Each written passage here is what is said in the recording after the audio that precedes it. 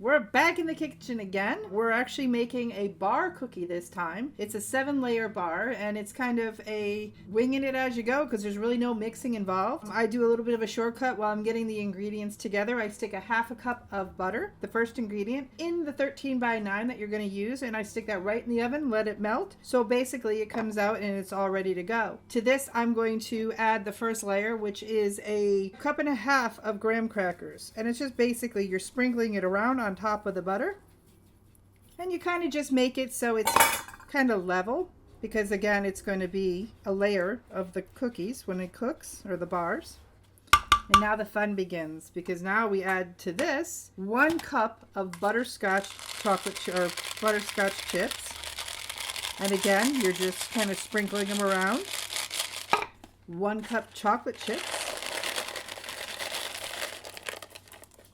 1 1/3 cup flaked coconut, and that I'm just going to sprinkle around.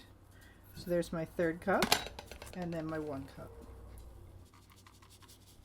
Again, making sure everything's kind of spread around a little bit to keep it level. To this, we're going to add 1 cup chopped pecans, and I prefer using my old-fashioned chopper only because the fact that I do have an electric chopper, but just the mess and stuff it creates just when I need just a 1 cup, it's not really worth it to me. So this just does a great job. And it kind of feels like you're bringing back the old, when this recipe is actually a friend of ours, grandmother's, that they passed on to us to make here. And the final layer is a can of cream and condensed milk, yes. That basically is kind of like, we'll turn it into a caramel layer. And it is very sticky. This will go into a preheated 350 oven and cook for about 25 minutes. Then I'm going to take it out and let it cool right in the pan, and then we'll cut it and be able to serve.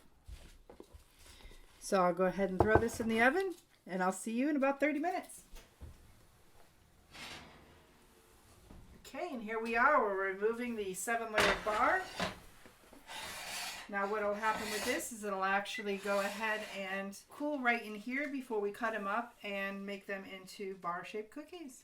Okay, so here's our 7-layer bars. They're cool, and basically what I'm going to do is I cut all around the edges, and then I'm just going to cut right down, probably about 2 inches or so. These are very rich bars. There's a lot of candy, coconut, and the nuts, and then again about 2 inches or so. And then so they actually cool a little longer, I'm going to take them and place them on a drying or a cooling rack. This allows the bottoms to firm up a little bit so that they can be put in containers. Okay, so there we have it, another cookie. The 7-layer bar, very rich, very good. Again, hope you try it. Maybe you have a different variety that your family uses. Again, this came from friends of ours, and their grandmother used to make it a lot. We would love to hear if you make it and enjoy it. Happy baking.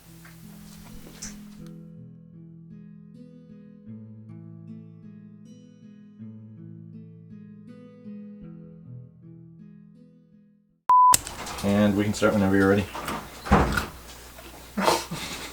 Well, you need to clap and then we're ready. Hold on now. And don't talk with your mouth full. This is chewy. Tell me when. Mm-hmm. He's filming. Not me. No, he is now.